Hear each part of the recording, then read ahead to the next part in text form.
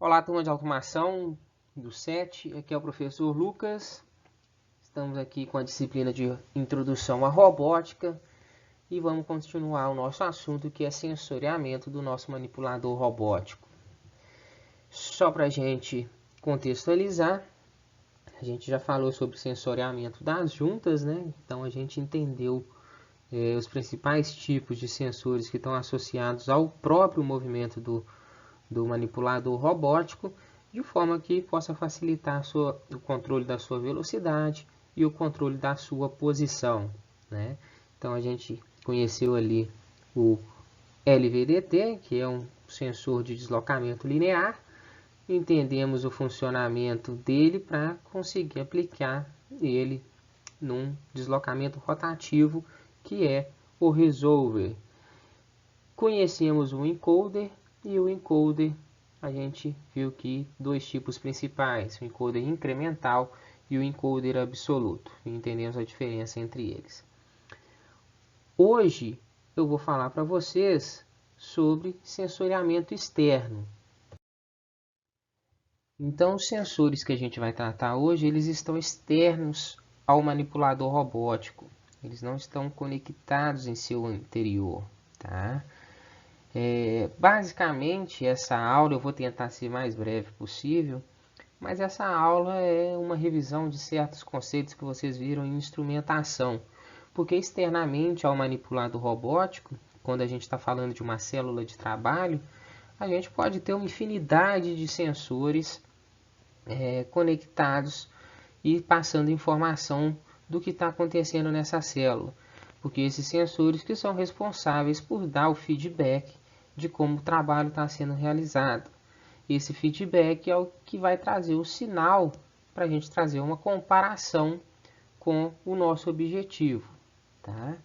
Então, trago para vocês alguns exemplos de sensores que a gente tem externamente ao nosso manipulador, ou seja, fora das juntas. Os que são internos são os sensores das juntas, responsáveis por tratar de posição, de velocidade, aceleração do manipulador robótico. Os sensores externos, eles tratam de situações que não dizem muito a respeito ao manipulador, mas sim ao processo que está acontecendo na célula de trabalho. Tá? Então vamos discutir alguns desses exemplos aqui. O primeiro exemplo que eu trouxe para vocês é um sensor de tato. Né?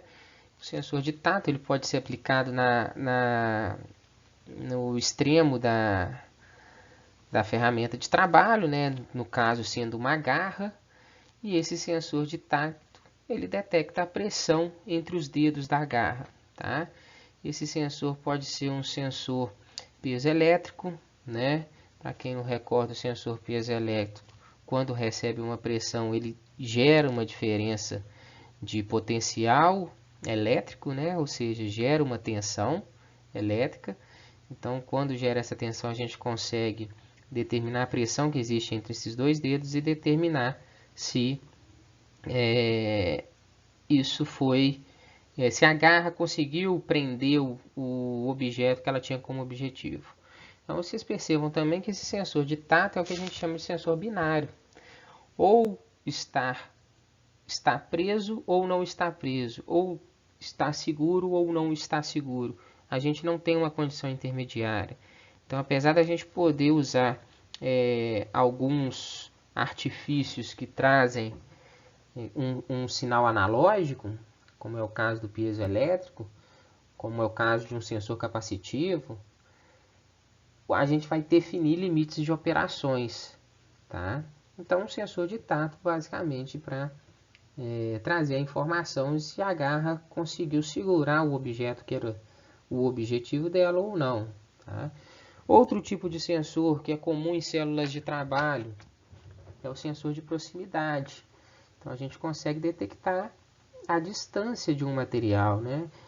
O sensor de proximidade, eu gosto de dar o exemplo para todo mundo, é o mesmo sensor de proximidade que existe no sensor de ré do carro. Né?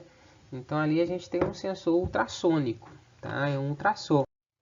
Então, pela velocidade de deslocamento dessas ondas ultrassônicas entre receptor e emissor, ele consegue determinar a velocidade, consegue determinar a distância de um material ou de um obstáculo. Tá? Então, o sensor de proximidade é muito comum ser realizado através de ultrassom, ser um sensor ultrassônico. Também pode ser encontrado como princípio de fabricação magnética, tá? Possível também que, utilizando inteligência artificial, a gente já consiga esses sensores de proximidades através de visão computacional, né? Análise de imagem. Vocês conseguem, por exemplo, baixar alguns aplicativos no celular de vocês, que vocês conseguem medir, por exemplo, a distância de vocês até a parede. Vocês conseguem fazer as medições de um ambiente simplesmente apontando o celular para esse ambiente, desde que vocês façam as calibrações corretas. Se vocês tiverem curiosidade, baixe esses aplicativos para vocês verem. Vocês vão perceber que os que são gratuitos trazem uma imprecisão, uma taxa de erro muito alta, né? E os que são pagos, eu nunca usei, mas provavelmente por serem pagos, esse problema é eliminado, né? Então, se alguém tiver animado a gastar para pagar um desses aplicativos que fazem a medição de um ambiente pela própria câmera do celular, vocês me contem se vocês conseguiram, tá? Como a gente fala, sensor de proximidade é a mesma ideia de sensor de distância, né? Então, os dois aqui estão associados, tá? Outros tipos de sensores que a gente tem, sensor de pressão. Um sensor de pressão muito comum é o piezoelétrico, que eu já comentei quando eu falei do sensor de tato, né? Só que o sensor de pressão, a gente busca a saída, o sinal analógico, né? Então a gente pode ter diferentes formas de pressão.